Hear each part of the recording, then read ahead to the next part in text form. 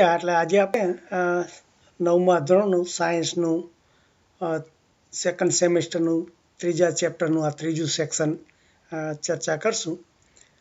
એટલે આવર્ત કોષ્ટક એટલે આપણે પિરિયોડિક ટેબલની જે વાત કરીએ છીએ ને કે એમાં ધીરે ધીરે વિકાસ થતો ગયો. આપણે પહેલાં બે જોયા, આ ત્રીજું વિકાસ છે ત્રીજો. એટલે ત્રીજું આ મેન્ડેલીફ કરીને રશિયન જે વૈજ્ઞાનિક હતો, એણે 1869માં પહેલી વખત એણે આ પોતાનું સુધારેલું કોષ્ટક બહાર પાડ્યું. એટલે એના વિશે થોડી આપણે વાત કરશું કે એમાં શું નવીનતા છે. તો કે એણે પહેલાં તો આપણે જે આ જે પારો શીખી ગયા એનું જે વજન થાય એ બધું પારમાણિક દળ કહેવાય. અને એના ઉપરથી એ બધાને દરેક તત્વનો જુદા જુદા પારમાણિક દળ હોય, કારણ કે એની અંદર જુદા જુદા પ્રોટોન ને ન્યુટ્રોન ને હોય છે સંખ્યા એ પ્રમાણે. એટલે આપણે આગળ શીખી ગયા.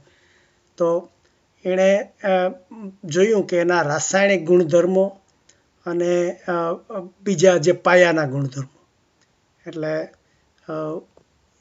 એના વિશે એને સંબંધ શોધી કાઢ્યો કે ભાઈ જેનો પારમાણિક વજન 1 હોય તો એનું એમ કે એક ગુણધર્મ હોય, 2 હોય એનું જુદું હોય. આવી રીતે દરેક ગુણધર્મ પ્રમાણે એના જે દળ અને સંબંધ શોધ્યા. પછી એના ઉપરથી એણે જે ટેબલ બનાવ્યું, એટલે ત્યારે લગભગ એમ કે 63 તત્વો ત્યારે ખબર હતા એને, એટલે આ 63નું બનાવ્યું. તો એણે જોકે આમાં કહે છે કે આ સાત સમૂહમાં ગોઠવું એણે બધું, પણ હવે 7ને બદલે જો આપણે જોઈએ તો અહીંયા 8 છે. એટલે આપણે ફરી બીજે તપાસ કરવી પડશે કે એ 7 સાચું છે કે 8 સમૂહ છે. એટલે આ રીતે એણે 8 સમૂહમાં બધાને એના જે દળનું વજન, દળ એટલે વજન પ્રમાણે અને એ ગોઠવા. એટલે 8 એના સમૂહ કર્યા. તો દરેક સમૂહમાં એટલે કે આ જે ઊભું છે, ઊભી કોલમ હોય, એમાં જે બધા આવ્યા બધાના તત્વો, બધાના ગુણધર્મો સરખા હોય.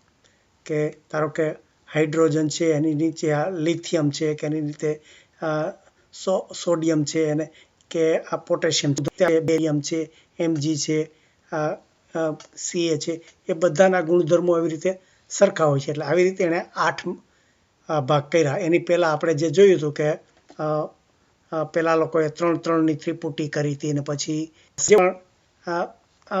આમાં એક શું થયું, એક નવી વસ્તુ કે આને ફાધર ઓફ આ પિરિયોડિક ટેબલ, એનો પિતા શા માટે કહેવાય છે કે એણે જે કહ્યું એ લગભગ કંઈ ફેરફાર ત્યાર પછી બહુ કરવો નથી પડ્યો.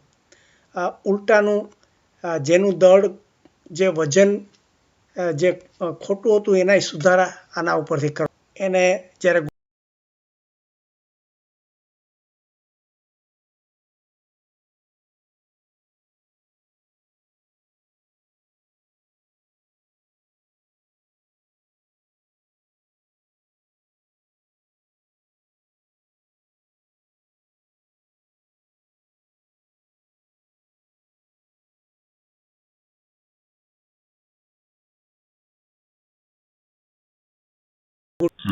એલ્યુમિનિયમની નીચે આવી રીતે મૂક્યું.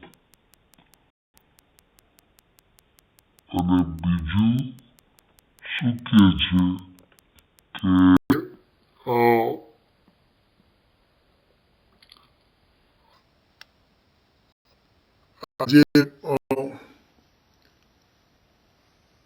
આજે ટેબલના ગુણ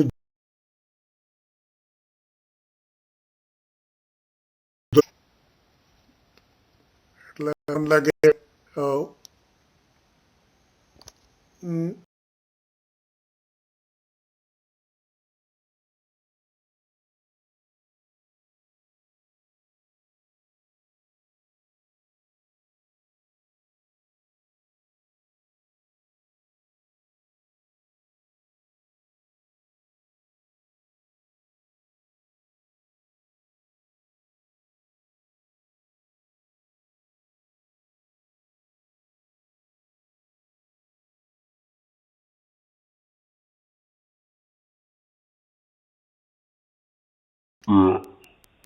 તત્વોને ખાલી જગ્યાના સ્થાને આપણે જુદા જુદાની